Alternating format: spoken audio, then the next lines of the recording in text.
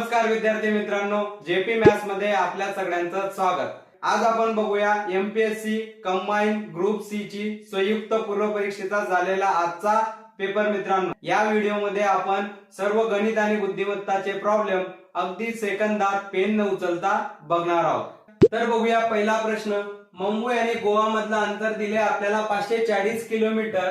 दोन ट्रेन 7:30 वाजता एकमेकांच्या विरुद्ध दिशेने निघाला। पहिल्या ट्रेनचा स्पीड 60 किलोमीटर होता आणि दुसऱ्याचा 75 किलोमीटर पर आवर होता। तर आपल्याला ते दोघं ट्रेन किती वाजता भेटतील याचा मधला आपल्याला वेळ काढायचा। मग कसं काढणार बघा, विरुद्ध दिशेला असल्यास स्पीड काय होतो, जुळून जातो। म्हणजेच आता 60 आणि 75 किती होणार आहे, 135 किलोमीटर पर आवर बरोबर। आता आपल्याला टाइम काढायचा आहे।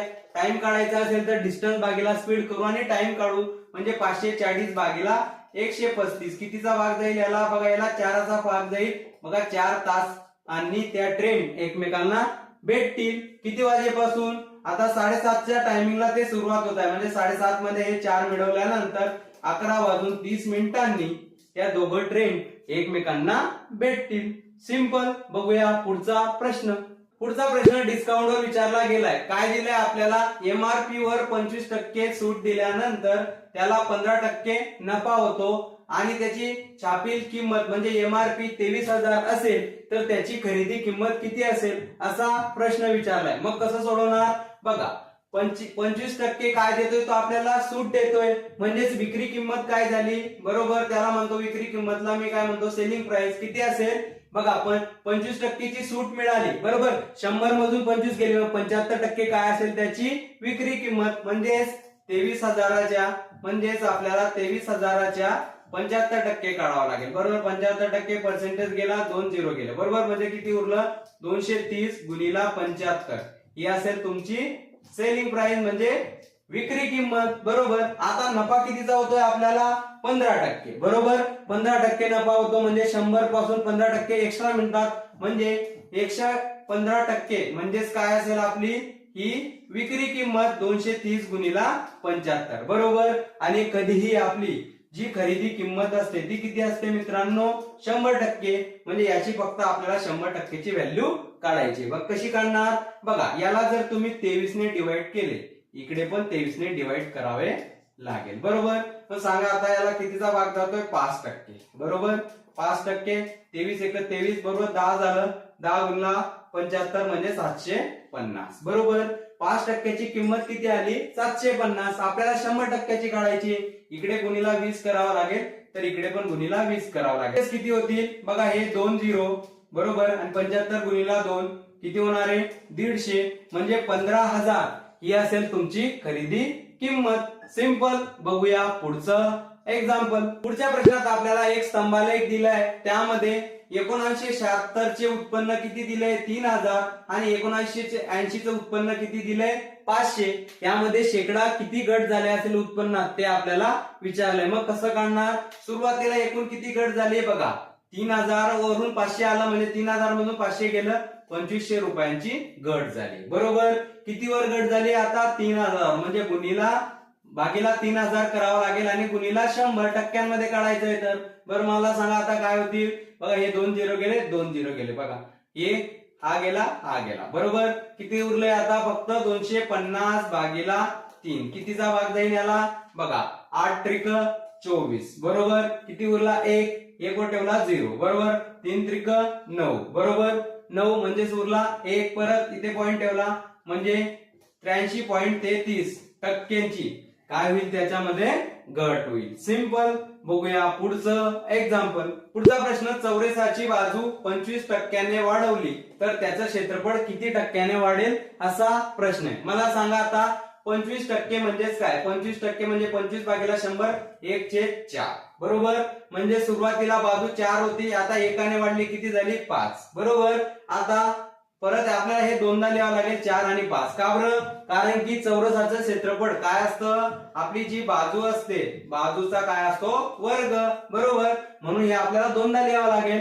म्हणजेच काय करावं लागेल, आता यांच्यामध्ये असतो गुणाकार करा, किती होणार आहे, हे 16 आणि 5 गुणिला 5 25। आता कितीची वाढ झाली, 9ची, किती वर, 16 वर गुणीला 100 करा. बरोबर. आता तुम्ही हे कॅल्क्युलेशन केल्यानंतर याचा आन्सर येईल 56.25% वाढ याच्यामध्ये झाली असेल. सिंपल. बघूया पुढचं एक्झाम्पल. पुढचा प्रश्न सरळ व्याजावर विचारलाय. आपल्याला 5000ची मुद्दल 3 वर्षानंतर किती अमाऊंट भेटते? 5600. जर व्याजाचा दर 3% वाढवला तर आपल्याला 3 वर्षानंतर किती रक्कम मिळेल असा प्रश्न. कसं सॉल्व्ह करणार बघा. व्याजाचा दर आता कितीने वाढवला? 3% वाढवला. बरोबर. 3% वाढवला म्हणजे किती वर्ष वाढवावं लागेल? 3 वर्ष. म्हणजे किती झाला? 9%. बरोबर. आता काय करावं लागेल? या 5000चे आपल्याला 9% काढावे लागतील. किती असणार आहे 5000चे 9%? पर्सेंटेज 2 0 गेला. 9 5 45 म्हणजे 450. बरोबर. आता अगोदरची अमाऊंट किती होती? 5600. त्याच्यामध्ये ही अमाऊंट ऍड होईल म्हणजे किती होईल? 5600. ही अमाऊंट 450 मध्ये ऍड करा.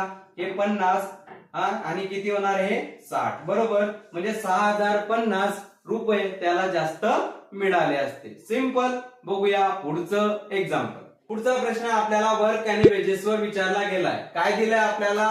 10 महिला एक काम 7 दिवसात पूर्ण करतात. तेच काम 10 मुलं 14 दिवसात पूर्ण करतात. तर 5 स्त्रिया आणि 10 मुलं ते काम किती दिवसात पूर्ण करतील असा प्रश्न आहे. मग कसं सोडवणार बघा. सुरुवातीला आपल्याला स्त्रिया आणि मुलांची कार्यक्षमता काढावी लागेल. ती कशी काढणार बघा. हा एफ आहे. बरोबर. त्याला भागीला हा बी करतो. बरोबर. बघा हा 10 गेला, हा 10 गेला. बरोबर. आता बघा काय आलं? 14 भागीला 7 म्हणजे कितीचा भाग जातो याला? बघा याला 2चा भाग जातो, याला 1चा म्हणजे 2/1. म्हणजे स्त्रियांची कार्यक्षमता आली 2 आणि मुलांची कार्यक्षमता आली 1. बरोबर. आता आपल्याला टोटल वर्क काढावं लागेल. टोटल वर्क काढण्यासाठी बघा आता 10 महिला आहेत. बरोबर. आता त्यांची कार्यक्षमता काय आहे? महिलांची कार्यक्षमता 2 गुणीला 2 करावं लागेल आणि गुणीला 7. हे असेल तुमचं टोटल वर्क. बरोबर. आता काय म्हणतोय तो? 5 महिला आणि 10 मुलं बरोबर मिळून ते काम किती दिवसात पूर्ण करतील? बरोबर. आता मला सांगा हे 5 महिलांची इफिशियन्सी झाली तुमची 2, मुलांची किती आहे? 1. किती होणार आहे मग हे? 5 गुणे 10 आणि 10 1 10 म्हणजे किती झालं? 20. बरोबर. आता आपल्याला दिवसांची संख्या काढायची आहे म्हणजे ह्या टोटल वर्कला ही इफिशियन्सीने भागावं लागेल म्हणजे आपल्याला दिवस येतील. म्हणजेच काय असेल बघा हे 10 गुणीला 2 किती होणार आहे? 20 गुणीला 7 हे असेल तुमचं टोटल वर्क भागीला काय करावं लागेल आता? एका दिवसाचं काम म्हणजे सांगा आता किती दिवस लागतील? 20 गेले. बरोबर. 7 दिवस त्यांना ते काम पूर्ण करण्यासाठी लागतील. सिंपल. बघूया पुढचं एक्झाम्पल. पुढचा प्रश्न. एका संख्येचा 4 पौंशमास त्या संख्येच्या 60% पेक्षा 10 ने जास्त आहे. बरोबर. म्हणजेच या 4/5 मधून 60% वजा केल्यावर त्यांचा फरक किती येईल? 10. तर आपल्याला ती संख्या शोधायची. मग कसं शोधणार? काही एक्स मानायची गरज नाही. आता 60% म्हणजे किती होतात? 60% किती होतात बघा. 60 भागीला 100 म्हणजे कितीचा भाग जाईल याला बघा. याला 20चा भाग जातो. इथे 3 आणि इथे 5 म्हणजे 3/5 म्हणजे 4/5 वजा 3/5 इक्वल टू किती दिले आपल्याला? 10.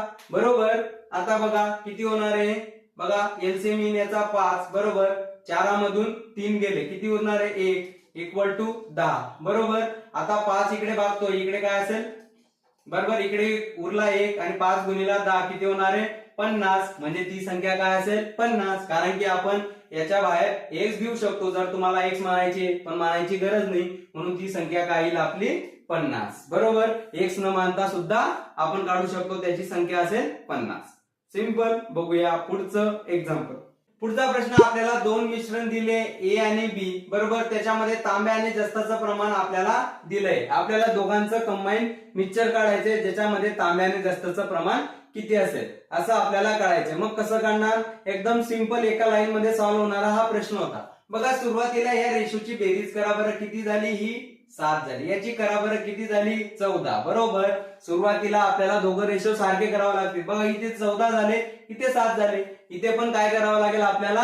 14 बनवावं लागेल. मग याला 2 ने मल्टिप्लाय करावं लागेल. तर प्रत्येक संख्येला 2 ने मल्टिप्लाय करावं लागेल. म्हणजेच किती येणार आहे आता हे सांगा? 4 दुने 8 आणि 3 दुने 6. बरोबर. आता आपल्याला प्रमाण काढायचंय तांबे आणि जस्तचं प्रमाण काढायचंय. बरोबर. मग काय करा? तांबे तांबे ऍड करा आणि जस्त ऍड. मग आता हे किती झाले? 8 अधिक 9 किती होणार आहे 17 बरोबर 6 अधिक 5 किती होणार आहे 11 म्हणजे 17:11 हे असेल आपलं उत्तर.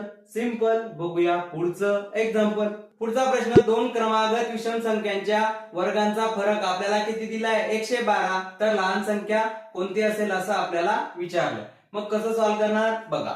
लहान संख्या मी x मानतो बरोबर आणि मोठी संख्या काय असेल, मोठी विषम संख्या कितीने वाढेल 2 ने, x + 2 ने, कारण की विषम नंतर सम येतं आणि सम नंतर विषम येतं बरोबर. यांचा वर्गांचा फरक म्हणजे x + 2 चा वर्ग मायनस x चा वर्ग किती दिलाय आपल्याला 112, तर आपल्याला लहान संख्या म्हणजे x ची किंमत काढायची. मग कसं काढणार बघा. हा a वर्ग मायनस b वर्ग असा वर्ग होतोय म्हणजे एका ब्रॅकेट मध्ये सबट्रॅक्शन दुसऱ्यामध्ये ऍडिशन, म्हणजेच काय होईल x + 2 अधिक x आणि दुसऱ्यामध्ये काय होईल x + 2 minus x equal to काय असेल 112. मग मला सांगा हा x गेला, इथे काय उरलंय फक्त गुणिला 2 आणि इकडे काय होतील x आणि x 2x अधिक 2 बरोबर. म्हणजे हा बघा इकडे 112 तर आहेच, 2 इकडे गुणेल तर इकडे भागेल, म्हणजेच काय येईल 2x + 2 इक्वल टू 112 भागिला 2 म्हणजेच किती होणार आहे हे होतील तुमचे 56 बरोबर. हा 2 इकडे प्लस इकडे त्यांना मायनस होईल म्हणजे 2x इक्वल टू काय येईल 56 मायनस 2 किती येणार आहे 54. आता x ची किंमत काढायची तुम्हाला. x काय असेल बघा, x काय असेल हा 2x आहे, 2 इकडे मल्टिप्लाय तिकडे भागेल म्हणजे x काय असेल 54 भागिला 2 किती असेल 27. पण आपल्याला x काढायचा आहे का नाही, त्याचा वर्ग काढायचा आहे, म्हणजेच काय त्याचा वर्ग काढावा लागेल, तो असेल 729. सिंपल. बघूया पुढचं एक्झाम्पल. पुढचा प्रश्न आपल्याला सिम्प्लिफिकेशन विचारला गेलाय बघा. काय दिलं आपल्याला 0.11 चा वर्ग दिलेला आहे, 0.01 चा वर्ग यांची वजाबाकी भागेला 1.2 बरोबर. मग कसं सॉल्व्ह करणार, आपल्याला फॉर्म्युला माहिती आहे. जर आपल्याला a वर्ग मायनस b वर्ग असतो तर आपण काय करतो a मायनस b अधिक a + b, एका ब्रॅकेट मध्ये सबट्रॅक्शन दुसऱ्यामध्ये ऍडिशन. मग मला सांगा काय करावं लागेल आपल्याला, पहिल्या ब्रॅकेट मध्ये 0.11 मधून 0.01 वजा करावा लागेल गुणिला 0.11 अधिक 0.01 बरोबर भागीला काय असेल आपला 1.2. मला सांगा आता मग किती होणार आहे बघा. 0.11 मधून 0.1 गेल्यानंतर काय उरणार आहे, फक्त आपला उरेल 0.1 बरोबर अधिक गुणिला बरोबर. आता 0.11 अधिक 0.01 म्हणजेच काय होणार आहे 0.12 बरोबर आणि भागीला काय आता 1.2 बरोबर. मग मला सांगा आता काय उरलेल आता बघा. हा बघा हा एक पॉइंट आहे, पॉइंट नंतरचा हा नंबर, हा पॉइंट आणि हा पॉइंट कॅन्सल झाला म्हणजे काय उरलंय आता बघा. वर फक्त 2 पॉइंट उरले आणि खाली 12 बरोबर. म्हणजेच काय करू आपण आता फक्त 12 भागीला 12 करू, किती येणार आहे 1 बरोबर.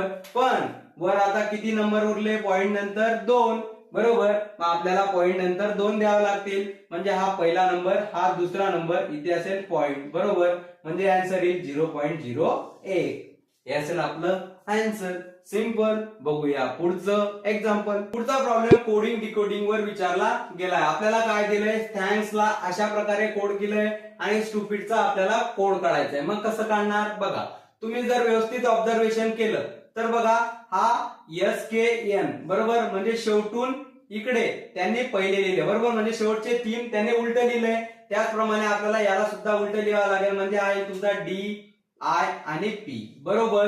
नंतर काय केलंय, नंतर बघा हे 3 लेटर जसंच तसं लिहिलंय त्यांनी बघा. हे 3 लेटर जसंच तसं आपल्याला पण ते 3 लेटर जसंच तसं लिहावं लागेल म्हणजे असेल STU. हे असेल आपलं उत्तर. सिंपल. बघूया पुढचं एक्झाम्पल. अशा प्रकारे त्रिकोण मोजण्याचा प्रश्न मित्रांनो मागच्या संडेच्या एक्झाम मध्ये सुद्धा आला होता, या एक्झाम मध्ये पण आला. कसं मोजणार, सरळ सरळ नंबरिंग करायची 1 2 3 4 आणि 5 बरोबर. नंतर यांची बेरीज करा बघा किती येणार आहे.